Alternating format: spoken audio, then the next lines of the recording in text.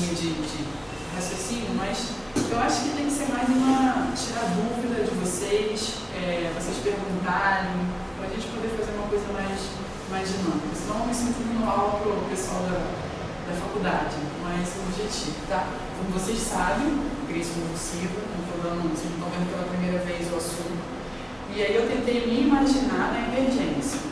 Então, assim, eu coloquei um roteiro, mas tentando me imaginar na emergência o que tem que ser feito passo a passo, tá? Então, vou falar de crise convulsiva na emergência. Primeiro a gente tem que saber algumas definições, né? Qual a diferença de crise convulsiva para epilepsia? Vocês sabem dizer?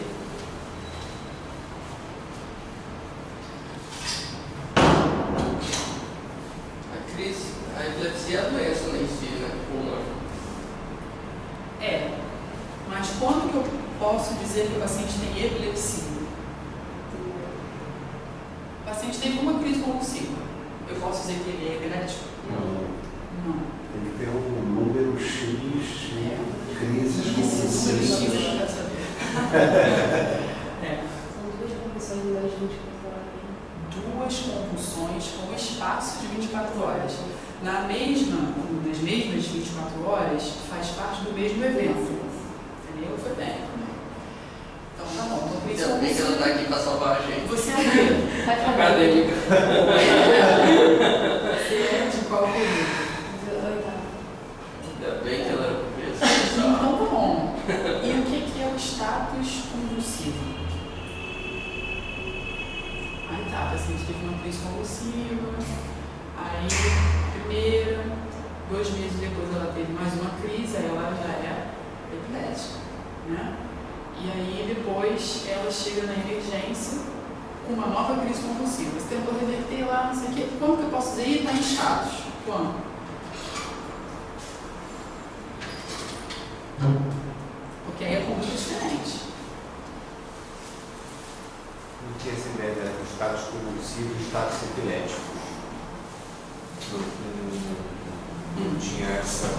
É a mesma coisa, na verdade. A diferença é do não convulsivo para o convulsivo. Mas você pode falar status epiléticos e status não epiléticos.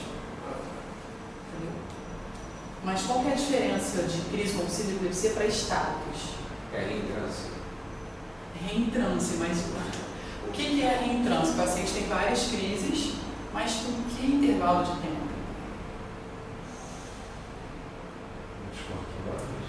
Não, é uma atrás da outra. Uma atrás da outra. A gente vai dizer que o paciente está em status quando ele tem uma crise, que dure mais que 5 minutos, ou quando ele tem várias crises sem recuperação do nível de consciência em 30 minutos. Qual a diferença disso para estado de morte? É a mesma coisa. É a mesma coisa. Tá? Então, crise convulsiva é a primeira crise, né? Epilepsia, quando o paciente tem mais de 2 crises, com mais de 24 horas de intervalo. O status é quando ele tem uma crise longa, duradoura, você não vai esperar 30 minutos, então a partir de 5 minutos você já vai dizer que é status convulsivo. O status não convulsivo é quando não tem atividade motora. Então aquele paciente que está lá sonolento. Aí você pede um eletroencefalograma para ele, tem sinal de crise, né, de evento que tal. E ele não está tendo atividade motora. Aí você fala que pode ser uma crise não convulsiva ou um status que dura mais que 5 minutos, não convulsivo. Entendeu? E o que é o status epilético de refratário e o super refratário? Isso já é uma coisa, talvez, que vocês... é mais específico, mas só para vocês conhecerem, né? O status epiléticos refratário é quando ele não responde às medicações de primeira linha, e o super refratário é quando ele não responde às medicações de segunda linha. Você já fez a de primeira, não respondeu, você faz a de segunda e ele não respondeu. Aí é super refratário. Mas de conduta não tem diferença nenhuma, é só por classificação, tá? Depois, eu não botei em todos os slides a referência. E aí, quando eu for mandar para ele a aula, eu mando as referências também, os artigos, para vocês ter isso, se quiserem tirar alguma dúvida. Então, o paciente chega, paciente com suspeita de crise convulsiva na emergência. E aí, o que você vai fazer?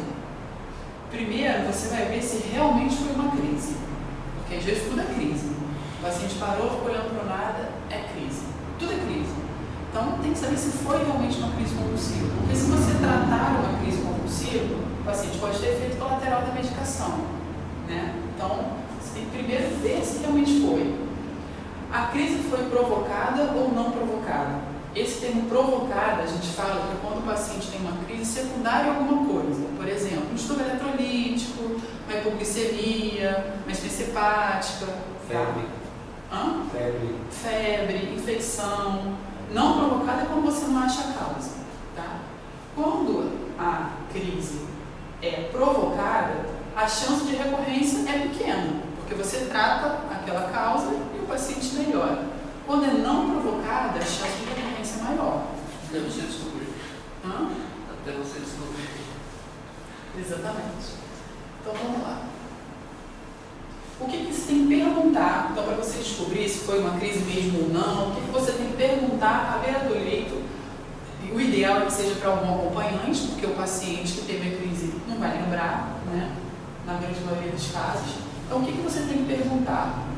Os pródromos, o que o paciente sentiu antes de ter aquele evento, que chama de crise, se teve perda da consciência ou não, as características dos movimentos motores, se teve algum automatismo, ou seja, movimentos sem programação, né, sem involuntários, que o paciente não, sem propósito, né, se teve mordedura de língua, incontinência fecal ou urinária, a duração do evento, eu vou falar cada um dessas perguntas, se teve algum sintoma pós-ictal, confusão mental, a duração desse sintoma pós-ictal, ou se teve um sinal neurológico focal, e se teve estereotipia.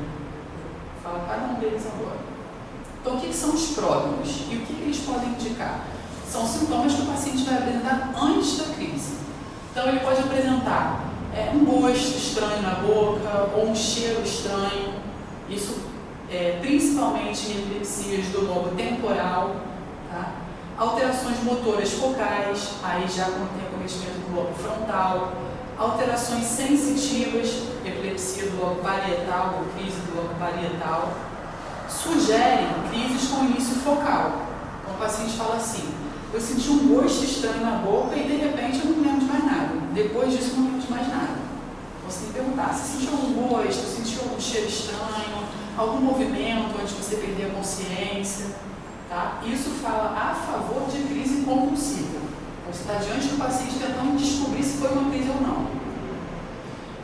Se o paciente teve dor precordial, palpitação, sugere um evento cardiovascular. Não necessariamente aquela perda de consciência foi uma crise convulsiva ou uma crise não convulsiva. Sudorese, palidez e náusea, seguido de perda da consciência, você vai pensar numa síncope neuromediada. Por exemplo, o paciente fala que ficou suando, ficou um pouco enjoado e perdeu a consciência. Mas não teve nenhum movimento, ele só perdeu a consciência, perdeu o tônus muscular e caiu no chão. Provavelmente isso foi uma síncope neuromediada. O que é uma síncope neuromediada? Uma síncope vasovagal, por exemplo. Tá? Eu acho que está acabando a pilha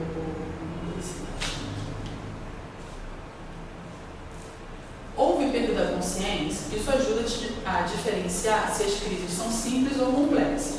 O paciente permaneceu desacordado ou acordado, porém sem responder. Vai te ajudar só na classificação da crise convulsiva. Pode ser, por exemplo, o quê? Quando o paciente está acordado, olhando para o nada. Qual é a característica qual é a classificação dessa crise? Ausência. Né? Só que a ausência é comum na criança, muito mais comum na criança do que no adulto. Mas é comum a gente ver na emergência paciente que fala assim: um idoso, eu fiquei olhando para o nada. Não deve ser crise convulsiva, porque a crise de ausência é mais comum na criança. Tá? Eventos prolongados de movimento tônico ou clônico de todas as extremidades sem perda da consciência, ou seja, o paciente teve acometimento bilateral. O acometimento da crise reflete o que está acontecendo lá no córtex. Então, por exemplo, se o paciente teve uma crise focal motor à esquerda, a epilepsia é de lobo frontal à direita, né? Porque as coisas cruzam, né? Se o paciente teve acometimento de todas as extremidades, ou dos 2 braços, ou das 2 pernas e não perdeu a consciência, provavelmente não foi uma crise e é uma pseudocrise, porque se ele teve acometimento dos 2 córtex, ele não tem como ficar acordado, ele tem que perder a consciência. Então, às vezes o paciente fala, não, eu comecei a mexer a mão direita, depois eu mexi a perna esquerda. Está estranho, não faz sentido, tá? Quais foram as características dos movimentos? Aí é só para você classificar o tipo de crise. Pode ser um movimento crônico, movimento tônico, um movimento distônico, que aí já é uma contratura demorada, tá? O tremor, que é um movimento fino e mais ritmado do que o movimento clônico. A assimetria dos movimentos de início parcial, então o paciente começou de um lado e depois foi para o outro. Olhos abertos ou fechados, isso é um detalhe, mas que é muito importante. Casos de síncope e de crise convulsiva, o paciente tende a ficar com o olho aberto. Ele não fecha o olho. Então, o paciente que chega na emergência funcionando de olho fechado, não deve ser crise, ele deve estar fingindo, tá? Porque geralmente o paciente fica de olho aberto. E uma coisa importante é você olhar se tem algum movimento tônico dos olhos, então desvio conjugado do olhar. Às vezes você chega para ver o paciente, vamos dizer, você está aqui na emergência e chamaram você para ir lá no andar ver um paciente que estava desacordado. Aí ele está lá, desacordado. É muito importante você fazer isso aqui, porque às vezes fazendo isso aqui você vê o desvio conjugado e você já classifica que é uma crise. Eu não sei se eu contei para vocês da outra vez, uma paciente que eu vi, que estava no CTI. Era uma paciente HIV positiva, que tinha tido neurotoxoplasmose e várias sepses, né? Estava no CTI entubada, várias sepses pulmonar, e não acordava. E aí, uma vez eu cheguei, estava de plantão, fui examinar, já estava sem sedação e não acordava. Aí eu fiz assim, o olho dela deu assim para o lado. E ela tinha lesão focal, né? Ela tinha neurotoxoplasmose. Então ela estava em status não convulsivo, sem nenhum movimento. E assim, aí a gente mentalizou, começou as medicações, ela acordou, mas depois acabou falecendo, porque era muito grave mesmo. Mas às vezes você fazendo isso, você descobre o que é. Tá? Presença de automatismos, então movimentos sem finalidades, indicam crise complexa. Então o paciente que ficou fazendo alguns movimentos, às vezes o paciente tem descrições de crise do lobo frontal. Essas crises geralmente acontecem à noite e que os pacientes fazem movimento de andar de bicicleta deitado, fica fazendo assim. Ou seja, por que ele está fazendo esse movimento deitado? São movimentos sem propósito. Tá? Então você tem que perguntar, o paciente está fazendo algum movimento estranho, tá? Sugere crise complexa. Houve mordedura de língua ou alteração esfincteriana? Quando tem esses achados aqui, falam a favor de crise tônico-clônico generalizada. Boa parte das crises tônico-clônico generalizadas tem salivação, tem alteração esfincteriana. E isso aqui é uma coisa importante. Incontinência urinária pode ocorrer em 1/4 dos casos de síncope. Então, o paciente que fala que estava em casa, levantou, perdeu a consciência, caiu no chão, mas fez xixi na calça. Você consegue dizer que isso não é uma síncope? Você não consegue dizer, só pela incontinência urinária, entendeu? Porque 1/4 dos casos de síncope podem ter incontinência urinária. Porque as pessoas acham às vezes que a incontinência urinária é um sinal de crise, mas não é, não necessariamente, né? Agora, já salivação e mordedura de língua são mais característicos de crise compulsiva. Tá? Qual foi a duração do evento? Então, as crises, geralmente, é muito mais fácil o paciente ter uma crise convulsiva do que um status, né? Então, as crises, geralmente, duram menos de 5 minutos. Já os casos de síncope duram só 20 segundos. Então, se o paciente perdeu a consciência, para você diferenciar se é síncope ou se foi uma crise, a duração é importante. Se for uma duração curta, 20 segundos, deve ter sido só uma síncope. Claro, se o paciente não tem movimento, alterações motoras, né? Quais foram os sintomas posteriores ao evento? Houve confusão mental? Ficou sonolento? Teve cefaleia? Isso aqui sugere crise. Um paciente que fala que perdeu a consciência e recuperou rápido, e quando recuperou não ficou sonolento, não ficou confuso, pode ter sido só uma síncope. Agora, não, eu acordei, sabia o que estava acontecendo, mas estava com muito sono, e esse sono pode durar um dia inteiro, tá? Sugere ter sido crise. Isso aqui é importante. Fenômeno de TOD são alterações sensitivas ou motoras focais que podem durar até 24 horas após a crise. Então, não necessariamente porque o paciente teve crise e ficou paralisado, ele teve um AVC, por exemplo. Que a gente vai ver mais para frente, crise convulsiva não é um sinal comum de AVC. Todo mundo pensa assim, o paciente teve crise convulsiva, vamos fazer uma tomografia para ver se foi AVC. Não é essa a principal associação, tá? A gente vai ver mais para frente. E nem se ele ficou com um lado do corpo paralisado, porque pode ser o fenômeno de TOD que ninguém sabe exatamente por que acontece, mas é caracterizado por isso, uma alteração focal ou sensitiva posterior a uma crise convulsiva, logo após a crise convulsiva. Não é assim, ele teve a crise hoje, no dia seguinte ele ficou com a paralisia, não, é logo após a crise, tá? Nossa, tem muita tomografia para ver a pessoa envelhecer. Está sangrando, alguma coisa assim. A gente pensa algum efeito de massa. A crise convulsiva é mais comum no AVC. No paciente não epilético, desculpa. Uhum. Não tem história epilética. É muito mais comum no AVC hemorrágico do que no isquêmico, né? Porque o sangue é irritativo, o parênquima cerebral. Mas mesmo no hemorrágico, só quando é cortical. Tá? Então, por exemplo, foi uma ideia, não deve ter sido. Não é comum essa clínica no AVC quanto as pessoas pensam. Os episódios foram estereotipados, por exemplo, o paciente que tem crise, ele tem sempre aquele mesmo movimento. O paciente epilético chegou na emergência com crise. Essa crise foi igual às anteriores? Foi. Então, de repente, ele esqueceu de tomar uma dose do remédio, ou teve uma infecção que baixou o limiar. Você não vai investigar. Agora, mudou o padrão? Aí você pode até investigar com um exame de imagem. Tá? Isso do evento. Então, o paciente chegou dizendo que teve, ele não chegou com uma crise. Eu tinha uma crise convulsiva. Então, aquelas perguntas que eu falei são as perguntas que vocês têm que fazer em relação ao evento que o paciente apresentou. Aí você vai pegar a história clínica, né? Tem história familiar de epilepsia, existem alguns tipos de epilepsia que tem caráter familiar, tem caráter genético. Então, se o paciente tem essa história familiar, ele tem fator de risco para ter tido uma crise realmente. Trauma craniano, sofrimento no parto, às vezes com hipóxia, né?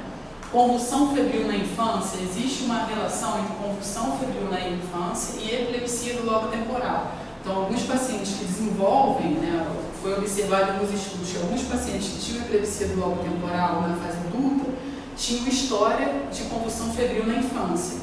Então, paciente que chega na emergência com história de convulsão febril na infância e teve uma crise convulsiva, de repente ele está abrindo um quadro de epilepsia do lobo temporal. Tá? Diabetes mellitus, fazendo uma hipoglicemia ou fazendo uma hiperglicemia, como uma causa de crise convulsiva provocada, faz uso de alguma medicação, ou seja, neurolépticos, antibióticos, medicações que baixam o limiar convulsivo, tá? Então, quetiapina, aldol, fez uma infecção urinária causando quinolona, baixa o limiar e o paciente pode ter feito crise porque baixou o limiar. Tá? Uso de álcool, abstinência alcoólica, deficiência de vitamina, pode fazer crise convulsiva. Hipoglicemia, né? O paciente que é etilista, ele pode fazer hipoglicemia por não se alimentar. Né? E aqui algumas características associadas a algumas síndromes epiléticas. Então, o que é déjà vu? A gente fala assim, vocês devem saber mais ou menos o que é. O que é déjà vu? A sensação de você ter passado por aquela experiência anterior. Você já teve essa sensação? Isso pode ser um sinal de epilepsia não é assim também. Mas os pacientes que têm epilepsia do lobo temporal, eles têm essa descrição. tem a sensação de que já teve ali e tem a crise logo depois. Uma outra coisa que é muito mais comum que isso é a sensação de... Eles falam exatamente assim, as borboletas no estômago. Uma sensação como se fosse uma azia, que a gente chama de aura epigástrica. Isso sugere que aquele evento foi uma crise convulsiva. Sensação de medo, tá? Epilepsia do lobo temporal está mais associada à atividade motora, desvio do olhar conjugado. Epilepsia do lobo parietal, alterações sensitivas, e epilepsia do lobo occipital, alterações visuais. Às vezes os pacientes descrevem que vê imagens distorcidas antes da crise, tá? Sugere epilepsia do lobo occipital. No exame físico, então você vai ver a temperatura, o paciente que chega com uma história de crise convulsiva com febre, você pode pensar em infecção, tá? Rigidez de nuca, sugere meningite. O ritmo cardíaco, num paciente que diz que chegou e teve um episódio de desmaio. Provavelmente não foi uma crise convulsiva, foi uma arritmia ou alguma causa cardiogênica, tá? Lesões cutâneas. Esse tipo de lesão aqui está presente em que doença?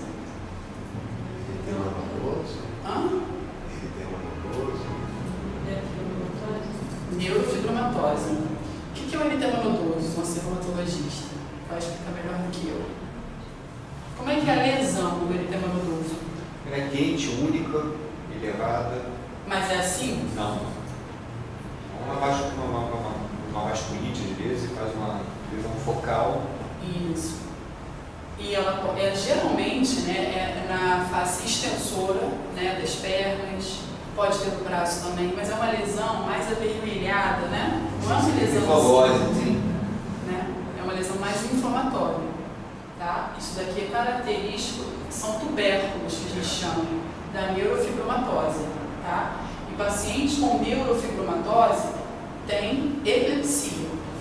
Então, se o paciente teve uma crise convulsiva, você vê essas letras aqui, pode ter neurofibromatose, pode ser um caso de epilepsia mesmo. E essa lesão aqui está presente em que doença? Essa é mais difícil. São lesões que parecem pequenas espinhazinhas, assim, ao redor do nariz. É na esclerose tuberosa. E o paciente pode ter lesões de pele e pode ter formações neoplásicas no rim, no pulmão e no sistema nervoso central, favorecendo a crise convulsiva. Tá? Então é importante avaliar a pele do paciente também. Aí você fez todas essas perguntas, fez o exame físico, olhou a pele do paciente, isso como ele já teve, né? Não chegou na crise. Depois eu vou falar do paciente que chega na crise. Então, aí você vai pensar, com calma. Qual poderá ter sido a causa da crise convulsiva? Então, eu vou falar de algumas causas aqui de crise convulsiva. AVC isquêmico, que é o principal que todo mundo fica preocupado. Raramente se apresenta como crise convulsiva. Geralmente, quando tem a crise convulsiva, a lesão é bem cortical. Então, vamos dizer, o paciente teve uma crise convulsiva, veio, você pediu uma tomografia, ficou muito preocupado, pediu uma tomografia. Veio uma lesão subcortical, ou seja, de substância branca. Não deve ter sido isso, essa a causa da crise. Então tem que continuar a investigar, pedir um exame de sangue, ver eletrólitos, tá? Agora, se ele chegou com uma lesão cortical à esquerda, por exemplo, uma lesão, não sei, pode ser isquêmica ou hemorrágica ou neoplásica à esquerda, bem cortical, e a alteração da crise convulsiva foi uma alteração motora focal à direita. Faz sentido, pode ter sido a causa da crise convulsiva, tá? E isso aqui é muito importante, muito importante. Crise convulsiva é contraindicação para a realização de trombose. Por quê? Primeiro, porque não é o principal sintoma de um AVC, você tem que pensar em causas secundárias. Segundo, porque se o paciente tem um evento vascular e teve crise convulsiva, é muito mais provável que seja um hemorrágico do que um isquêmico. Então você não vai trombolizar o paciente. Isso óbvio, quando não deu tempo ainda de você fazer a tomografia, e na tomografia você vai ver se tem sangue ou não. Tá? Então o paciente teve crise, é contraindicação relativa para fazer trombose. Uma outra causa, trombose de seio venoso. Vocês já viram trombose de seio venoso? Vocês conhecem os seios venosos?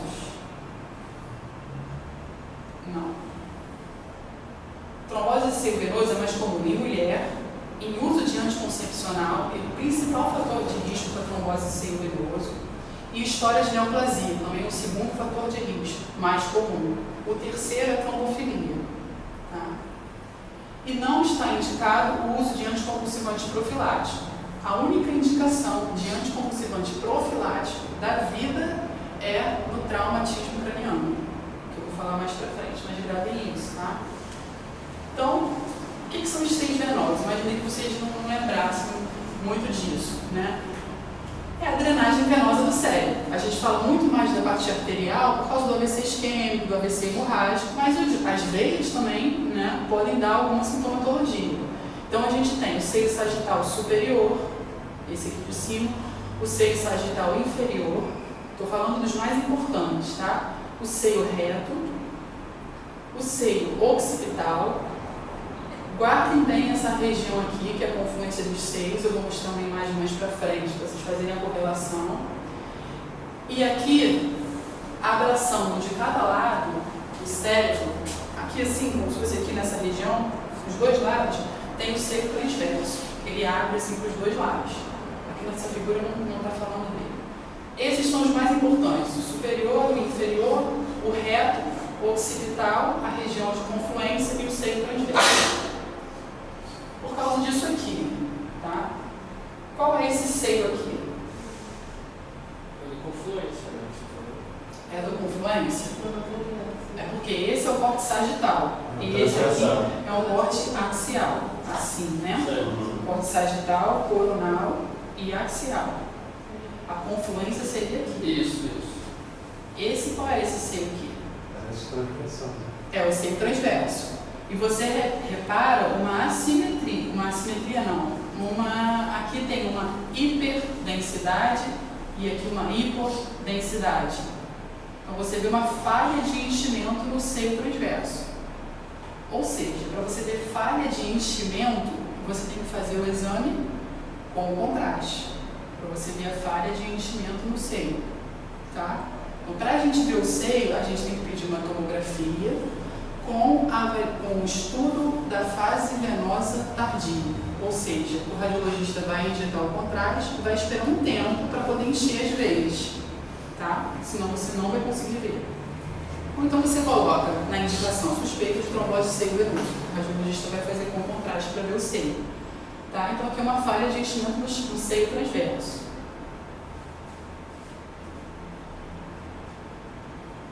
E aqui? Olha essa diferença aqui. Que seio é esse aqui? Esse é o seio transverso também, só que você pegou uma outra altura, tá? Aqui está mais embaixo. E aqui a gente chama de sinal do delta vazio. É essa região aqui de confluência. Geralmente, essa região tem que ficar igual isso aqui, mais ou menos, a cor, tá? Quando está assim, significa falha de enchimento naquela região de confluência dos seios. Tá? E qual é o tratamento da trombose de seio?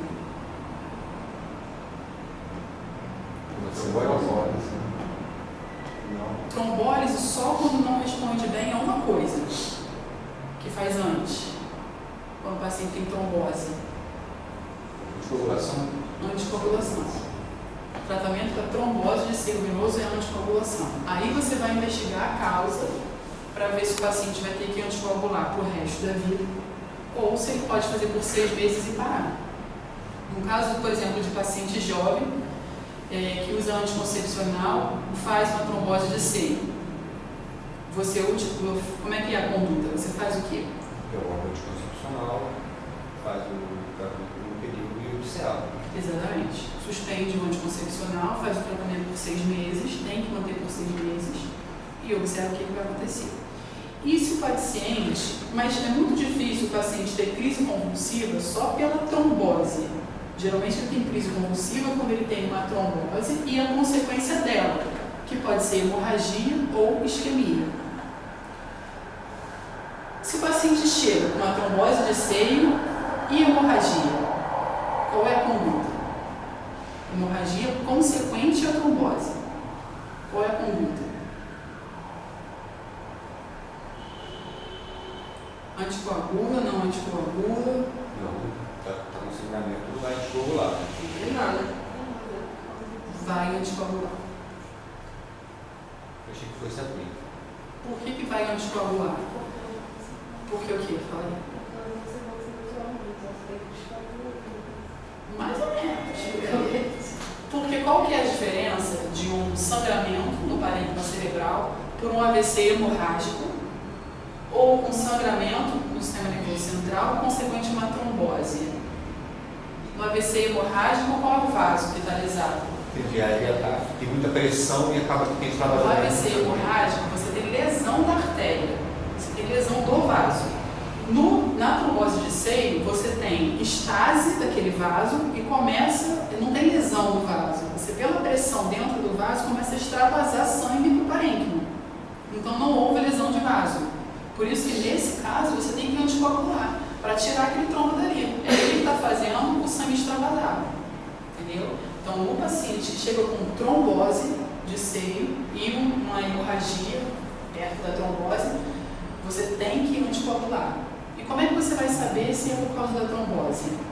Primeiro você vai ver um sangramento muito cortical. Está do lado ali do vaso, né? E vocês viram que os seios eles estão mais na periferia do cérebro. Segundo, porque você vai fazer também uma angio TC, com estudo da fase venosa tardia. Você vai ver que ele tem um trombo. Tá? Então, o tratamento da trombose de seio é anticoagulação. E não tem indicação de fazer anticonvulsivante profilático. Por exemplo, o paciente não teve crise, mas ele chegou com rebaixamento do nível de consciência. Você fez uma tomografia, avaliou os vasos e tinha uma trombose com sangramento no parênquima. Não teve crise convulsiva. Você vai fazer anticonvulsivante para prevenir a crise? Não, não tem indicação de fazer. Tá? AVC hemorrágico. É mais comum causar crise do que o AVC isquêmico, principalmente quando o sangramento é mais cortical, tá? E geralmente é muito mais comum crise convulsiva nos casos de cavernoma e malformação arteriovenosa do que nos casos de um sangramento por hipertensão, por rompimento de vaso por hipertensão arterial, tá? E nos casos de hemorragia subaracnoide também pode acontecer crise convulsiva. Tem indicação de fazer tratamento com anticonvulsivante profilático?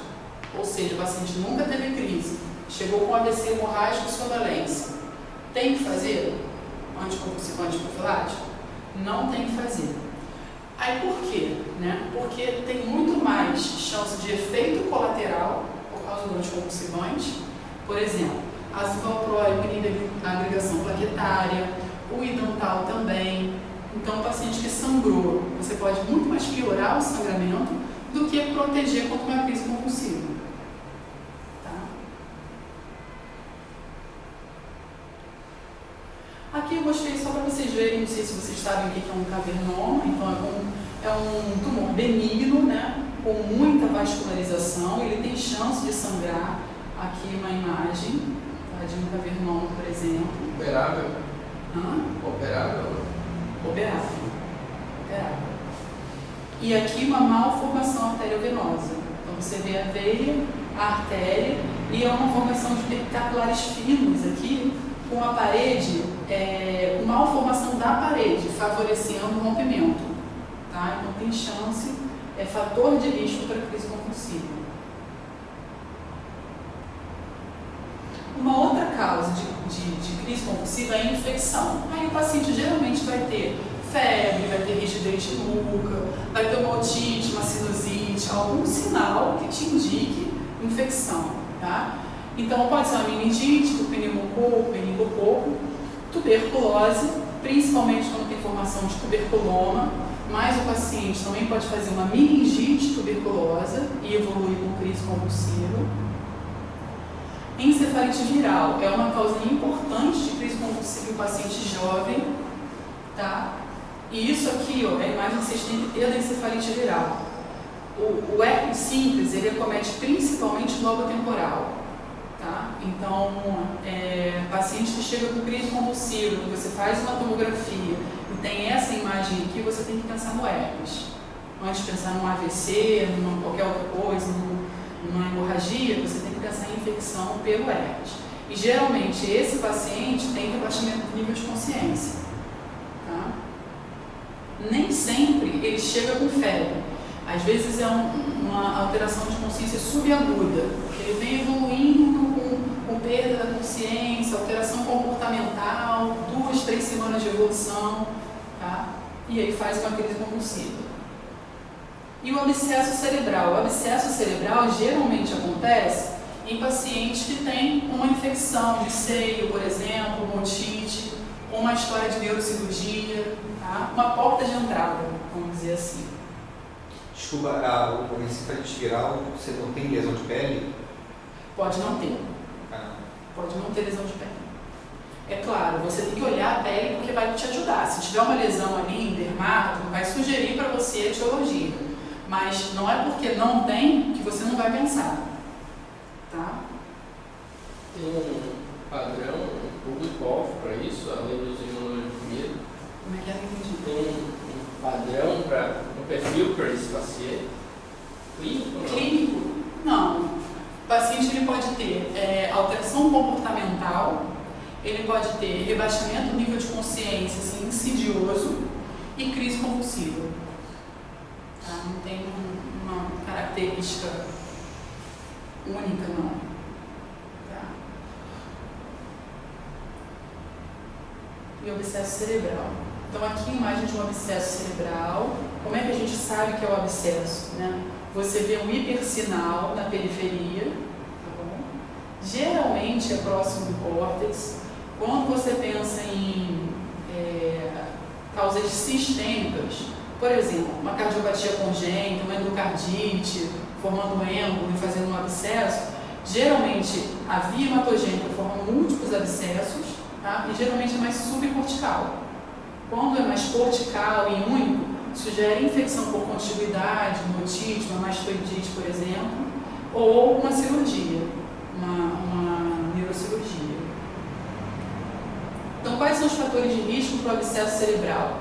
Pacientes imunocomprometidos, diabéticos, traumatismo craniano, porque faz uma porta de entrada, neurocirurgia pelo mesmo motivo, otite, sinusite e faringite por contiguidade. Tá? Também não está indicado o uso profilático de anticonvulsivantes. Isso também é muito importante, neurocisticercose. Já vi alguns pacientes com história de crise convulsiva que você faz a tomografia e vê uma imagem assim, não tão cheia assim. Eu botei essa aqui para vocês se chocarem e não esquecerem da neurocisticercose, do padrão dela. Isso daqui a gente chama de imagem em céu estrelado. Tá?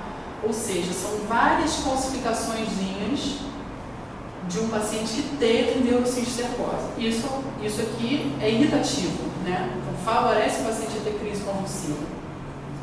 Isso daqui já é uma fase mais tardia. Quando tem calcificação, você nem trata a neurocisticercose, porque o cisticerco nem está mais ali, está calcificado, não tem indicação de você tratar. Tá? Agora, nessa fase aqui, tem indicação de você tratar.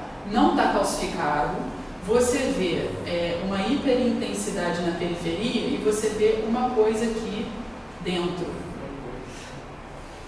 Aqui, uma coisa aqui dentro também. Aqui tá bonito. Óbvio que não é assim, né? Não chega tão bonito assim. Tá? Quando chega você fica, será que tem, será que não tem? Mas isso aqui, o que é isso aqui?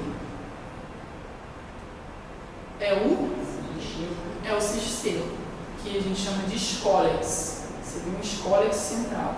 Então a imagem característica do neurocisticercose são lesões múltiplas em que você consegue ver o cisticerco dentro da lesão. É muito mais bem visualizado na ressonância, óbvio, tá? E você só trata quando você vê o cisticerco lá dentro e quando tem edema ao redor. Aí sugere uma lesão ativa. Aí você trata com o quê? Com albendazol. Tá? Aqui um cisticerco dentro do ventrículo. Isso pode causar, por exemplo, uma hidrocefalia. Tá? Aqui uma lesão no cerebelo, tá bom? Então essa é a lesão característica da neurociscercose. Quando está calcificado, não, você se tranquiliza. Teve neurociscercose, isso deve ser a causa da crise, vai tratar a epilepsia, não vai tratar a neurociscercose. Tá? E a neurociscercose é doença definidora de AIDS? Não. Pode acontecer em paciente imunocompetente também, tá? Então é uma causa também frequente, não é tão pouco frequente, de crise convulsiva em paciente imunocompetente. Já vi também algumas pessoas confundindo, óbvio, quando não está assim tão cheio, mas umas 2 ou 3 lesões em metástase. Tem gente. Já vi também uma paciente em São Lucas pedindo para descer por uma. Como é que é? Uma hemorragia múltipla, vários focos de hemorragia. Aí era uma paciente que tinha umas 3 lesões. Não eram tão brancas assim, mas eram bem hiperdensa. E aí confundiram com sangramento. Mas não era sangramento, era neurociscercose. Tá? Além disso, a gente está pensando nas alterações metabólicas e eletrolíticas. Então, hipoglicemia é muito mais comum do que a hiperglicemia. A hiperglicemia é mais comum, por exemplo, cetoacidose, né? Estado hiperosmolar, é comum o paciente ter rebaixamento do nível de consciência. Tá? Hipoglicemia é mais comum causar crise convulsiva. Hiponatremia, muito mais comum que a hipernatremia. Tá? Hipomagnesemia também é comum causar crise convulsiva. Hipercalcemia e hipocalcemia. Alteração do potássio não é tão comum, tá? Mas de cálcio sim. Insuficiência hepática. Insuficiência renal também pode causar crise convulsiva. Tá? Então aqui eu botei dois sinais que vocês podem ver lá no desespero, na hora lá na emergência, você pode fazer o quê? O sinal do Chivostec. E o que caracteriza esse sinal? Você está fazendo assim, para ver se você tem. Isso, você faz um espasmo, né? Chivostec. E como é que é esse sinal aqui? Como é que a gente pesquisa? Professor.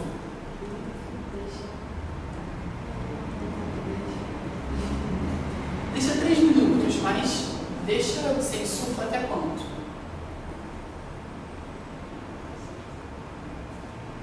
Você mede a pressão do paciente, faz a média e insufla na média e deixa ali por 3 minutos. Então, por exemplo, 120 por 80. Você faz a média, dá quanto? Então você insufla até 100 e deixa ali 3 minutos. Tá? E aí qual é a resposta? Um espasmo também. Isso é comum na hipocalcemia. Aqui. Eu não gosto desses desenhos de livro porque é bom você ver na realidade, né, como é que acontece. Mas eu não achei legal de Chivostec, eu botei isso aí mesmo. Traumatismo craniano. Então, traumatismo craniano pode ser leve, moderado ou grave. O que caracteriza o traumatismo craniano leve? É perda da consciência por menos de 30 minutos e sem fratura craniana. Moderado, perda da consciência por mais de 30 minutos e ou fratura craniana. E o grave, perda da consciência por mais de 24 horas ou presença de hematoma intracraniano. Por que é importante você saber essa classificação? Porque a única indicação para a utilização de anticonvulsivante profilático é o trauma craniano grave. Tá? Então o paciente nunca teve crise convulsiva, teve um acidente de carro, chegou aqui no Rocha-Maia e está desacordado, você fez uma tomografia, ele tem um hematoma intracraniano. Você vai começar um anticonvulsivante idantal e vai deixar por 7 dias. No 7º dia você tira. Mesmo se ele não acordar, você tira e avalia. Tá? E os estudos que falam do tratamento profilático falam com o idantal. Então, de preferência, fazer o idantal. Tá? Sem de 8 em 8. Primeiro você faz o venoso, depois você faz 100 de 8 em 8. Desculpa, o venoso que eu falo o ataque. Tá? 300. Isso.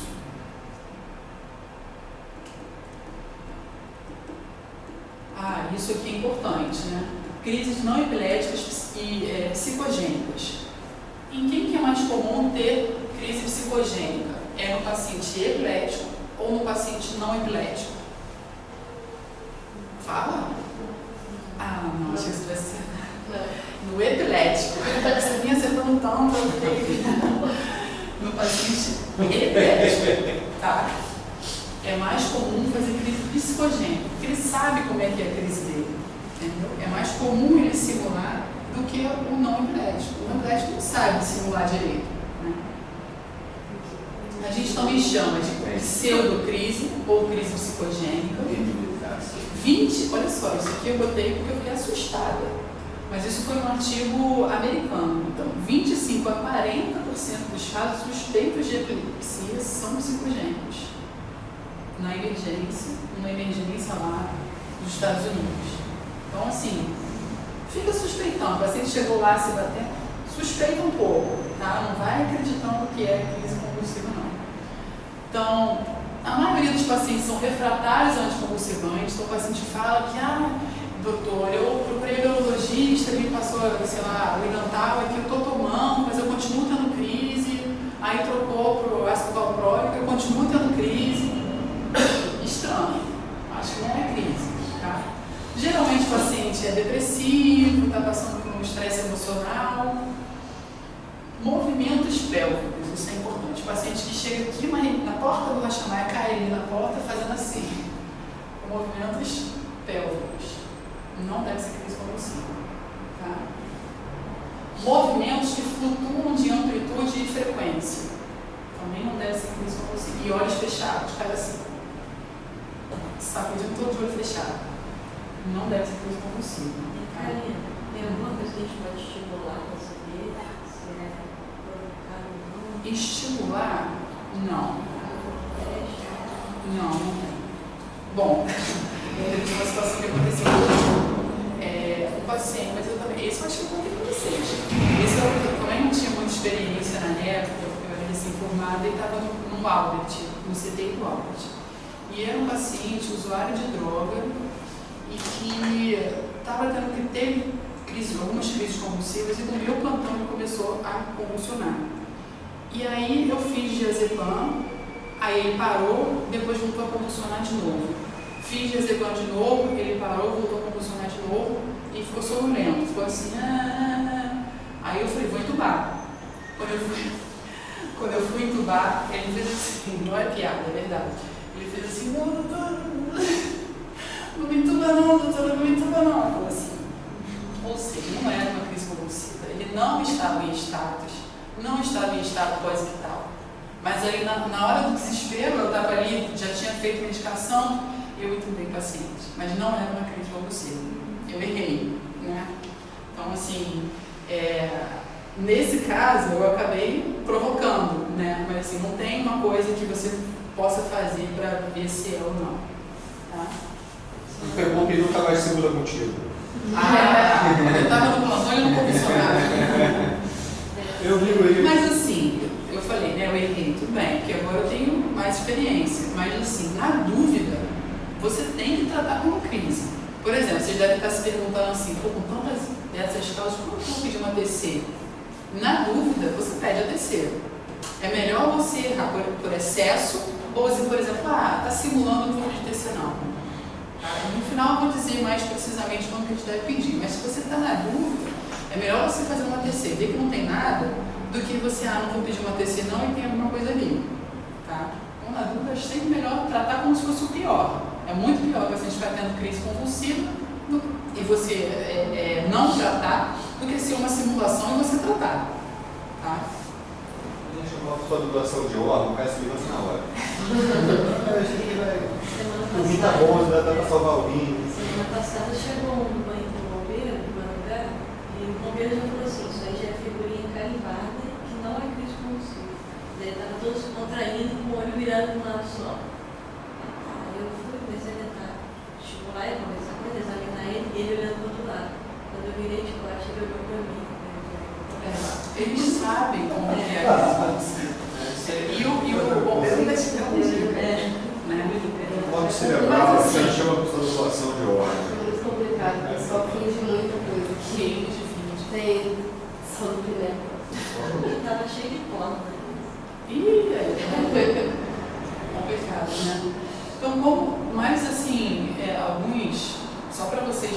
estudarem mesmo, né, como diferenciar uma crise convulsiva verdadeira de um transtorno psicogênico, né? Então, o que fala a favor de ser uma crise convulsiva? Está desligado? Tá. Pode ligar um pouquinho? Tá bom, Pode. tá? Pode. Não sei se eu estou falando muito, estou falando com calor. A fonte aqui de. Paciente tem uma aura, por exemplo, fala aí algumas aulas que vocês aprenderam aqui. Uma alteração de sensibilidade no braço, um cheiro estranho, uma sensação de azia no estômago. O paciente depois do evento ficou confuso, sonolento, uma postura tônica anormal, amnésia para o evento, incontinência urinária e fecal. É muito comum a crise convulsiva acontecer durante o sono ou logo ao acordar. Tá? Lesão de língua é muito mais comum na crise convulsiva, não me pergunte por quê, mas é muito mais comum o paciente fazer lesão lateral da língua. Não sei por quê. Não consegui em nenhum lugar que eu li explicava o porquê, mas dizia que isso era um sinal favorável a ter sido uma crise convulsiva. Tá? Quando o paciente está simulando, geralmente ele não vai ficar se machucando. Tá? É muito mais comum, aqui não tem, mas por exemplo, o paciente que faz crise convulsiva, ele se machucar. Ele cai no chão e bate a cabeça, né? No paciente que está simulando, ele vai ter cuidado de não cair onde tem um negócio ali, né? Então o paciente fala assim, doutor, eu tenho tiro desmaios e eu me machuco, eu estou, machucado aqui, eu bato a cabeça, provavelmente ele está tendo uma crise. Tá? Então eventos que falam contra, né? Crise convulsiva, falam a favor de um transtorno psicogênico. Algumas situações específicas que não sejam, né, hiperventilação ou fontes luminosas, esses dois triggers, né, que a gente fala, são clássicos de crise convulsiva. Então, quando você vai pedir um eletroencefalograma, você tem que pedir, o ideal é que se peça, com hiperventilação e fotoestimulação, que são mecanismos para você desencadear a crise. Tá? Agora, uma outra coisa qualquer, quando eu entro no elevador cheio, eu tenho crise convulsiva, isso não é um fator, um mecanismo comum de crise convulsiva. Né? Alterações, né, de comportamento, depressão, tá? O paciente consegue induzir a crise dele. Não, eu sei quando a crise vem, situações atípicas, tá? Fibromialgia, síndrome de dor crônica, falam a favor de evento psicogênico. Aí um caso clínico. Então, uma paciente de 72 anos relata epilepsia de início há 3 meses, com múltiplas admissões hospitalares, tentativa de tratamento com 2 anticonvulsivantes, porém sem controle das crises. As crises ocorrem várias vezes em um mesmo dia, geralmente associada a momentos de estresse. Há movimentos tônico-clônicos dos membros superiores e inferiores, permanece de olhos fechados, isso é o acompanhante que está falando, né? Não há alteração esfincteriana e a paciente diz recordar do início do evento. Depois ela diz não recordar mais. Não há sintomas pós-ictais. Ela volta para o evento rápido, não fica com dor de cabeça. A paciente não apresenta fatores de risco para crise convulsiva. Ao conversar com a filha, esta refere que os episódios se iniciaram após período de discussão por problemas familiares. É um sinal clássico, é um caso clássico de pseudocrise. Mas, tudo bem, porque eu falei muita coisa já disso, né? Mas se vocês tivessem lido isso aqui, movimentos tônico-clônicos, acompanhante disso, movimentos tônico-clônicos membros superiores e inferiores, fica de olhos fechados, não tem alteração esfincteriana, vocês já diriam com certeza que não era crise. Vocês vão ficar na dúvida, né? Mas aí o paciente que tem crise convulsiva, você tem que olhar diferente para ele, você não tem que acreditar em tudo que ele fala. Então você vai tentando pegar coisas que te indicam que não foi uma crise convulsiva. Se você não conseguir, é crise convulsiva. Então, essas são algumas perguntas que eu botei aqui misturado que vocês têm que fazer para para tentar desvendar se é realmente ou não. E os exames de sangue, na emergência, uma emergência boa, que tinha uma ressonância, não mostraram alterações. Então, depois dessa confusão toda, né, o que a gente tem que pedir a um paciente que chega, que relatou ter tido uma crise convulsiva, mas já chegou sem ela, ou que teve uma crise convulsiva na sua frente, você tem certeza que é uma crise convulsiva? Básico, você vai pedir glicemia, um HGT, você pode fazer HGT ali na hora, um hemograma completo para ver se tem infecção, baixando o limiar convulsivo. Você vai pedir ureia, creatinina e função hepática para ver se é um transtorno metabólico que causou essa crise. Sódio, potássio não muito, né? Mas já está pedindo, pede logo potássio também. Sódio, principalmente sódio, magnésio e cálcio, que são os eletrólitos mais comuns de causar crise convulsiva. E um eletrocardiograma, no caso do paciente que diz que desmaiou, né? Não fez um movimento ali tônico-clônico, mas só chegou numa história de desmaio. Você faz um eletrocardiograma para você ver se não faz o diagnóstico de uma arritmia ali como a causa dessa síndrome. No caso da função hepática, o que seria importante? TGO e TGP só? Não. Ou você tem bilirrubinas, enzimas canalizares? O que é função hepática e o que é lesão hepática? Você vai pedir coagulograma.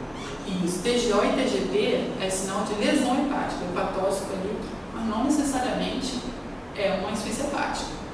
A gente, quando toma um negocinho, faz alguns, né? É tóxico para o hepatócito.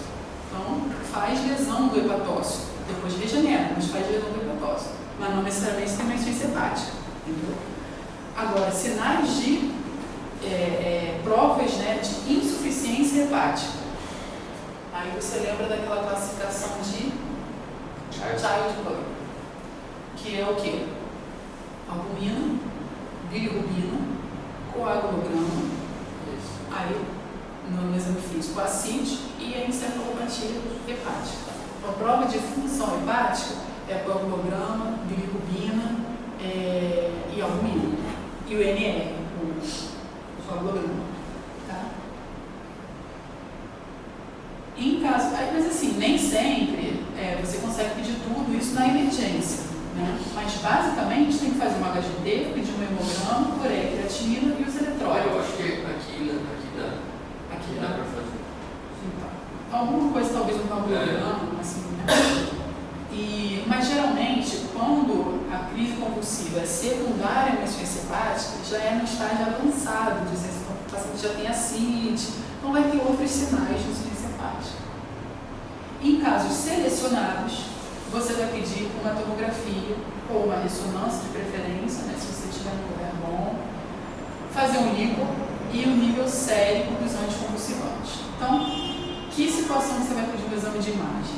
Então, por exemplo, o paciente é epilético e fez uma crise convulsiva hoje de manhã.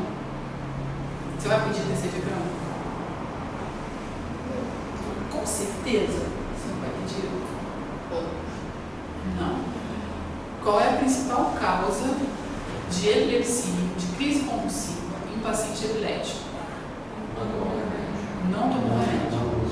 Pode ter certeza que ele não tomou remédio, mas ele vai dizer para você que ele tomou direitinho. Mas com quase certeza ele não tomou remédio. Aí você deixa ele na emergência, pede um exame de sangue, vê que não tem nada, faz um HGT. Mas ele está bem. Você vai transferir o cara para o Miguel Couto, né, onde vocês fazem tomografia? Não precisa. Você vai dizer para ele, ó, pega o seu exame de sangue, procura um neurologista, se tiver uma outra crise, você volta aqui.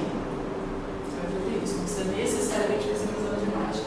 Agora, o paciente teve uma crise convulsiva e ele teve uma crise hoje, e ele chegou com uma hemiparesia direita. Você vai pedir um exame de imagem? Vai pedir. Pós-crise. Pós-crise. Pode ser o fenômeno de TOD? Pode ser. Pode. Mas o que é pior? Se interpretar que é o fenômeno de TOD da história, então você vai pedir um exame de imagem. O paciente chegou, teve uma crise convulsiva, você está na dúvida se você vai pedir ou não um exame de imagem. O que você faz? Pede o exame de imagem.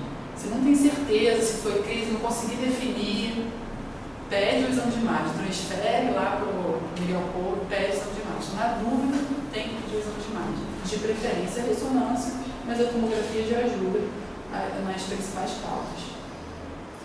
Quando que você vai pedir um líquor? Febre.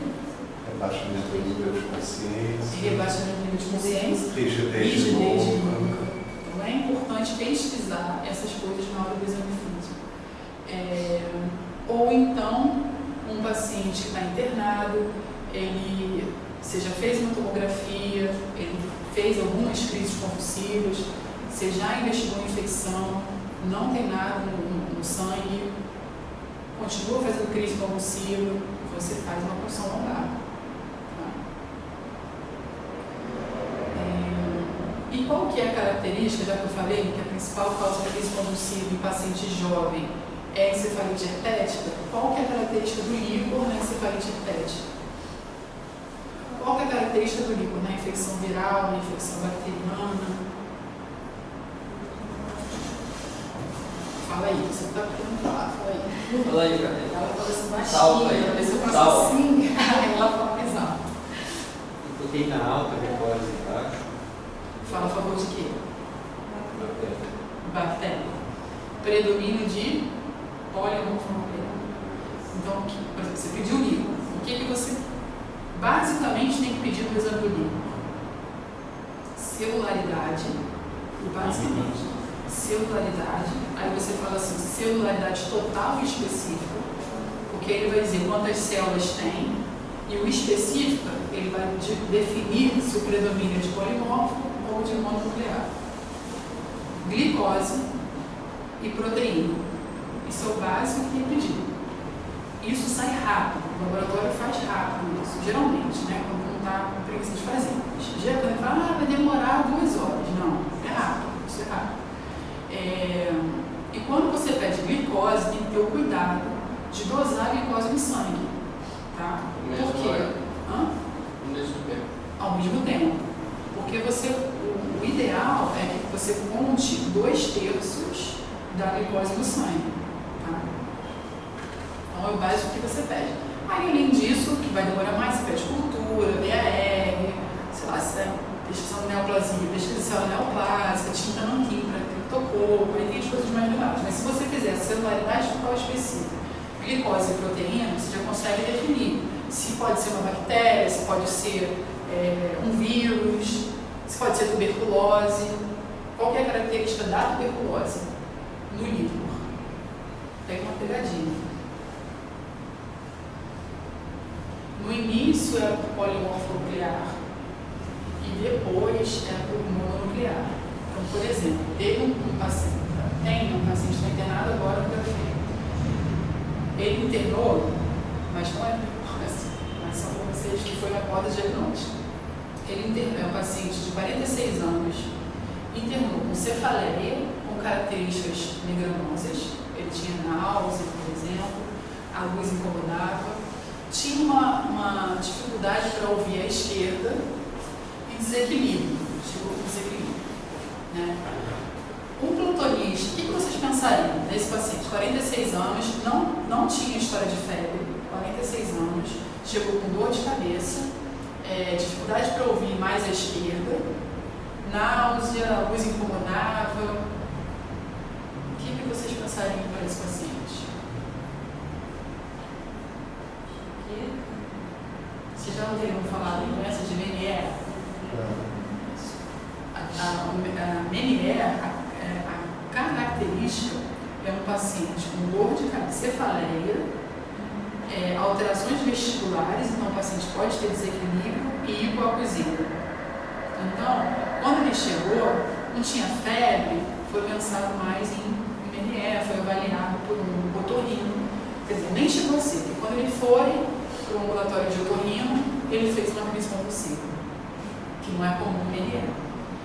Fez a crise convulsiva, aí puncionaram o líquor dele, o líquor veio com 20 células, o normal é até 5, veio com 90% de linfócito e veio com proteína de 100 e pouco, o normal é até 40, e veio com glicose de 12.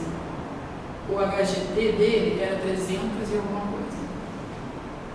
Qual foi a principal hipótese diagnóstica depois disso? Pode ser viral? Predomínio de linfócito. Pode ser viral? Mas a glicose está muito baixa, não deve ser viral.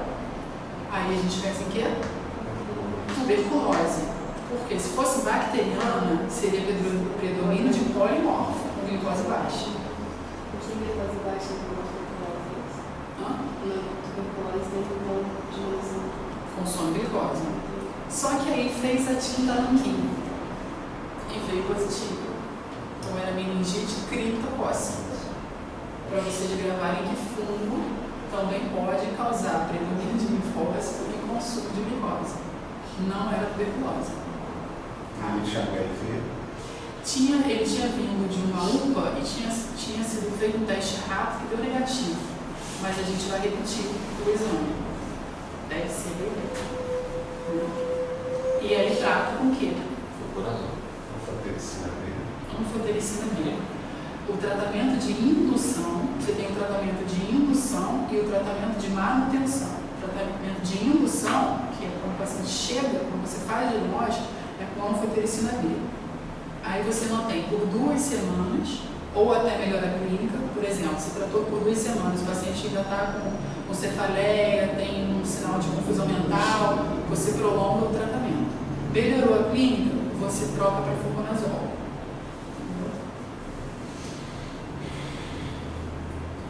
E pedir o nível sério dos anticonvulsivantes, porque ou o anticonvulsivante, o paciente que é epilético fica fazendo crise frequente, ou o nível sério está baixo. Por exemplo, existem alguns antibióticos que interagem com os anticonvulsivantes, baixando o nível sério desses anticonvulsivantes. Por exemplo, cefalosporina, paciente que interna em CTI e faz meropenem, que é um antibiótico muito comum no CTI, pode baixar o nível sério, principalmente do idantal, do ácido valproico, que são os principais anticonvulsivantes que a gente usa. Então você tem que pedir o nível sério. Você pede dosagem sérica de fenitoína, dosagem sérica de ácido valproico, dosagem sérica de carbamazepina, todos eles. Você pode pedir o nível sério. Aí você tem que lembrar que a fenitoína, 90% dela se liga à proteína. Então, junto com o nível sério de fenitoína, você tem que pedir o de albumina. Tá? Para você calcular, existe uma forma para você fazer isso. Vocês olham no Google, mas é a fenitoína séria divididos por 0,2 vezes a albumina mais 0,1. Você faz essa continha, olha rapidinho no Google, faz a conta. Se estiver acima do nível sério, pode estar tóxico. Se estiver abaixo, na verdade, você não aumenta a dose, você tem que trocar o anticonvulsivante. Tá? A fenitoína, o máximo que a gente faz é 108 em 8. Tá? Depois disso, a dose terapêutica fica muito próxima da dose tóxica. Então a gente não aumenta, troca o anticonvulsivante. E tratamento. O que fazer para o paciente que chega na emergência após a crise convulsiva e assintomático? Como é que a gente vai tratar isso? Vocês têm ideia? Ele já faz uso da medicação? Você fez o exame de sangue, tem uma hiponatremia? Vai corrigir? Depende. E para paciente que chega no momento da crise? O paciente chegou convulsionando, com o dedo na língua, é crise convulsiva. Diazepam. Assim de cara? Diazepam? Sim. Sim. E o paciente em status? Você fez um diazepam, repetiu o diazepam, você olhou um relógio com a sua cabeça, 5 minutos, o paciente tem crise ou ficou lá em casa que tal? Com certeza? Sim. Então, pequeno, né, para vocês. Porque eu não queria transcrever, né, mas tudo bem. Eu vou falando aqui para vocês, aqui também tem a referência, eu posso mandar depois por e-mail também. Então, primeiro de tudo, o paciente chegou, você vai dar oxigênio para ele. Então, já manda preparar o oxigênio, não sei o que, é desespero, já pede uma ampola de diazepam. E para pegar o acesso? Dá para pegar o acesso? Difícil para professor. Vocês Dá passam. físico, jeito dá. E aí, o que você vai fazer? IM. Se esqueçam da via IM, tá? Pode fazer IM. O ideal é aqui, mas você pode fazer aqui, onde que der para fazer. Nessa hora você vai fazer onde der. E também tem a via retal. Não sei onde é que está escrito isso aqui, mas também tem a via retal. Tá? Então lembra dessas outras vias. Não fica desesperado brigando com a enfermeira para pegar acesso. É difícil pegar acesso, principalmente no paciente que está convulsionando. Então pode fazer o diazepam e IM. Então, primeiro você vai pedir, né, as coisas, tem que dar oxigênio para o paciente, você tem que monitorizar o paciente, tem que fazer o diazepam para ele. Quantas vezes você pode repetir o diazepam? Pode ficar fazendo assim? 25 de 10. De 10. De 10. Tem uma dica aqui. Você pode fazer no máximo uma vez. Vamos lá, estabilizar o paciente, via aérea, ver, fazer um exame biológico rápido, olhar ali. O tempo da crise, né? Sinais vitais, tem que mandar monitorizar o paciente, dar oxigênio para ele. Pede um HGT, se a glicose estiver abaixo de 60, você faz tiamina ou faz na emergência, acho que mais rápido a gente faz o soro glicosado mesmo, tá? Deixa eu falar aqui de onde convulsivantes. Primeira dose, benzodiazepínico é a terapia inicial de escolha para a crise, tá? Você pode fazer o midazolam muscular ou o lorazepam venoso, que aqui a gente não tem com facilidade, ou o diazepam. Esse aqui é óbvio que é o que a gente mais faz, né? Geralmente a gente faz 10 miligramas mesmo, tá? E você pode repetir uma vez só, tá?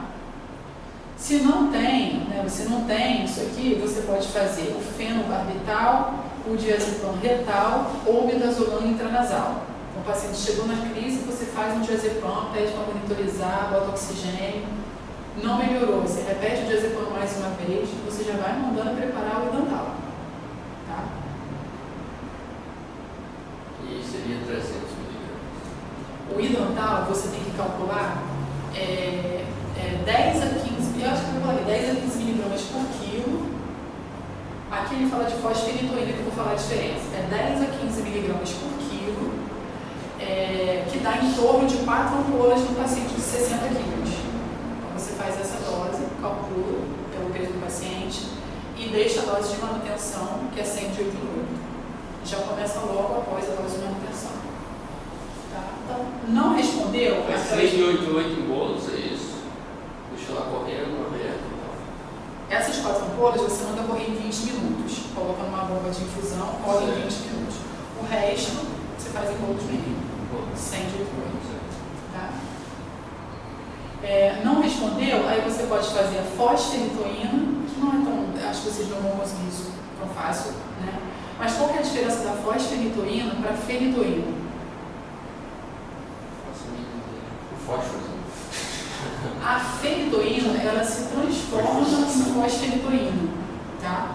E a importância clínica... Uma ação mais rápida. Não necessariamente isso, mas é por causa de um efeito colateral da fenitoína. Qual é? Que a gente tem que ter cuidado. E que quando a gente... Não. Quando a gente fizer a fenitoína, essa dose 4 ampolas, 10 a 15 mg por quilo, a gente tem que olhar para o monitor. Porque faz arritmia, faz prolongamento do intervalo PR. Isso nós estamos fazendo em bolos. E no paciente que usa cronicamente, qual é o principal efeito colateral? Que aí, uma grávida, né, você tem que trocar. Hiperplasia gengival. Então, tinha uma staff feminina na UF que ela falava assim, para você saber se o paciente faz o tratamento direito, você tem que olhar a gengiva dele. Se tiver com hiperplasia gengival, ele realmente está tomando, não está respondendo. Entendeu? Então essa é a diferença para a fosfenitoína, mas você pode fazer o idantal mesmo, fenitoína. Outra medicação que você pode fazer, quando não responde a primeira, é o ácido valproico venoso, que já tem em algumas emergências. É o Depacon. Tá? Você faz nessa dose aqui, 40 miligramas por quilo. Ou o levetiracetam, que é uma medicação nova, não tem nas emergências ainda, chegou agora no Brasil, mas lá nos Estados Unidos eles já fazem, né, com mais frequência. Se não tiver nenhuma dessas, você vai fazer o fenobarbital venoso. Antigamente, o fenobarbital era muito mais utilizado, né? Mas o que tem se observado é que o paciente que faz uso de fenobarbital, que como é que a gente trata epilepsia, né? Vamos dizer, você pegou na emergência, mas o paciente virou epilético, teve outras crises, foi para o neurologista, está acompanhando e você fez o fenobarbital. Geralmente, a gente deixa o paciente continuar a medicação que tirou ele da crise. Então, por exemplo, se ele saiu da crise com o idantal, você deixa o idantal até ir para o neurologista para reavaliar. Se ele tirou ele da crise com o fenobarbital, você deixa o fenobarbital e o neurologista vai reavaliar. E se percebeu que os pacientes que usavam o fenobarbital não conseguiam depois parar a medicação. Então, como é que a gente trata a crise convulsiva, epilepsia? Você deixa a medicação por 2 anos. O paciente foi para o neurologista, fez uma ressonância, fez eletroencefalo, tem epilepsia mesmo, começou a tomar o fenobarbital, por exemplo. Ele conseguiu ficar 2 anos sem crise tomando o fenobarbital. Se ele não tem lesão estrutural, você pode retirar a medicação. Você vai tirar aos poucos, né? Você não pode tirar de uma hora para outra. Isso com qualquer anticonvulsivante. Então, todo paciente com epilepsia, que ele fica 2 anos sem crise tomando remédio direito, você pode tentar tirar a medicação. Quando o paciente usa fenobarbital, ele tem muita crise depois que tira o fenobarbital. Então, é refratariedade, muito mais do que os outros anticonvulsivantes. Então, acabou sendo menos utilizado. Depois, quando foram surgindo os novos, a gente foi deixando o fenobarbital de lado.